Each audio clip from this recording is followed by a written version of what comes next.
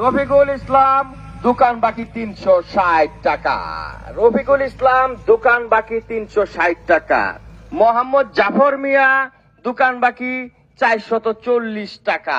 যারা যারা আমার দোকানে বাকিকে টাকা দিচ্ছেন না তাদের দৃষ্টি আকর্ষণ করছি, চিটার বাটপারদের দৃষ্টি আকর্ষণ। জাফর ইকবাল 676 টাকা। জাফর ইকবাল 676 টাকা। এই পর্যন্ত যারা যারা আমার দোকানে বাকিকে টাকা পরিশোধ করেন নাই তাদের দৃষ্টি আকর্ষণ করছি, অতি দ্রুত আমার দোকান বাকি পরিশোধ করুন। আমি দুদিন যাবৎ সিদ্ধান্ত নিয়েছি পুরো এলাকা জুড়ে মাইকিং করব সবার বাড়ির সামনে গিয়ে। যারা যারা আমার দোকান বাকি এখন পর্যন্ত পরিশোধ করেন নাই তাদের দৃষ্টি আকর্ষণ করছি। মোহাম্মদ সালাম মিয়া 770 টাকা। রফিকুল ইসলাম দ্রুত দোকান বাকি পরিশোধ করুন, তা না হলে মানিজ্যত মারার প্রোগ্রাম করেছি। মাইকিং করে সারা এলাকায় আপনাদেরকে জানিয়ে দেওয়া হবে কার কার কাছে আমি টাকা পাই।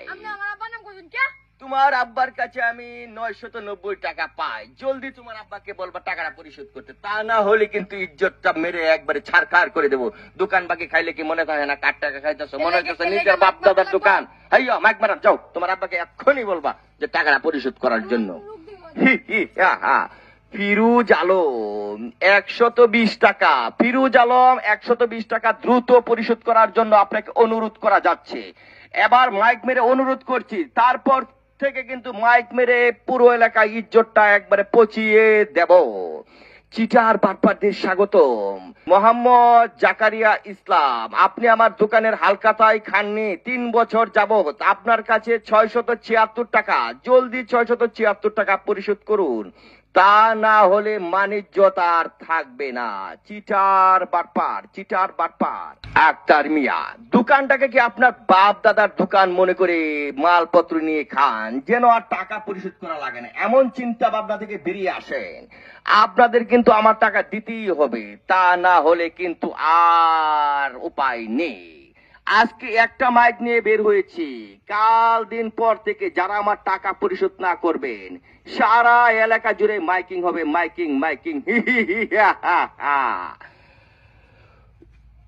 কাবিল হোসেন, কাবিল হোসেনের কাছে আছে 909 টাকা। কাবিল হোসেনের কাছে আছে 909 টাকা। আরাফাত ইসলাম 720। লালু মিয়া 1010 টাকা। তারপরে আছে রুহান ইসলাম 1260। 2000 টাকার একজন কাস্টমার আছে, তার নামটা কি আমি বলবো? উনি এলাকার একজন সম্মানীয় ব্যক্তি। সম্মানিত ব্যক্তিরাই বেশি টাকা মেরে খায়, এটারই রেকর্ড বেশি। যারা দোকানদার তারা আমার মতো ভুক্তভোগী, তারা অবশ্যই বুঝেন। আয় সামনের দিকে আগাও। চিটার বাটপারদের স্বাগত। যারা বাপ দাদার দোকান মনে করে বাকিকে টাকা পরিশোধ করতে চান না তাদের সবার নাম আমি ঘোষণা করলাম। জলদি আমার টাকা পরিশোধ করো, তা না হলে কিন্তু ইজ্জত ছাড়খাড়। চিটার বাটপার। আচ্ছা কাম শেষ আজকে। মাইক নামাও। আর করতেন না ভাই? না ভাই, সবার নাম কইছি ভাই। না 2 লাখ টাকার উপরে বাহি, বুঝছো ভাই? আমার আজকে ভাই 1000 টাকার নিচে দিলে ভাই বুঝতো না, পুরাটা এলাকা ঘুরে আলছিন ভাই। কত দিতাম?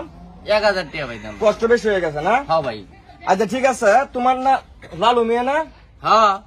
তোমার কাছে তো মনে হয় 1010 টাকা ভাই। তোমার ডাই 1010 টাকা? হ্যাঁ, তুমি আর 10 টাকা দেবো আমারে। তোমার বাড়া কাট দিলাম না ভাই, কার্টুন নিয়ে যান। কেন করতাম না বেড়া ভাই? সকাল থেকে গাড়িটা 10 টাকা কামাই করছি। মাইক মারতেছে আমি কে লিখা বাড়িটা উঠানি লাগে না? যেহেতু বাড়িটা উঠানির উদ্যোগ দিচ্ছি তোমার টাইমে 1010 টাকা ভাই। তুমি আর উল্টা আমার 10 টাকা দিবা। তোমার বাড়া কাট দাও, 10 টাকা দাও, 10 টাকা দাও। চিটারে ব্যাপারে ছেড়ে দেবো না। তোমার মতো চিটারে লাগে আজকে আমার মাইক বারো লাগতেছে বেড়া। দোহান বাহির লাগবে। দোহানটা কি বাপদাদার মনে করো যে নিলাম আর খাইলাম আর টিয়া লাগবে না কোনোদিন? দাও, জলদি দিয়ে দাও। 10 টাকা দাও। টিয়া ভাই, টিয়া তো দেমি ভাই। কবে দিবা? 2 বছর হয়ে গেছে, টিয়া দেওয়ার তো খবর নাই। আমার টিয়াটা হলে তোমরা কিবা ঘুমাও? তোমার টেনশনও না? এই 10 টাকা দাও ভাই। অনেক বাবারে বাবা, সুযোগ পাইছি দেখে গেছো টাকা টেনে লাগবো। যার লগে যেই কাম করুন লাগে তোমার লগে এবার সুযোগ পাইছি রে। টিয়াটা বাদ করবে না কোনো? 2 দিন বাদে দে। তুই টিয়া দিবে 10 টাকা? এরকম লোক আর দেখছিলাম না। বেটা ফাজিল গুনানকার, এত সিটার কে তোরা? আমার টিয়া দোনো খাইলে টিয়া দিবার মন থাকে না? টিয়া তো দে আমি মিয়া একারে মাইক মেরে ই করে টিয়া তো নিলানি। এর দোনো নামাই তুই। হ্যাঁ আমি গেলাম। আর 4 লোক টিয়া নিছে, আবার মাইক মেরে এলাকা তো জানা দিচ্ছে। আমার একটা মান সম্মান আছে না?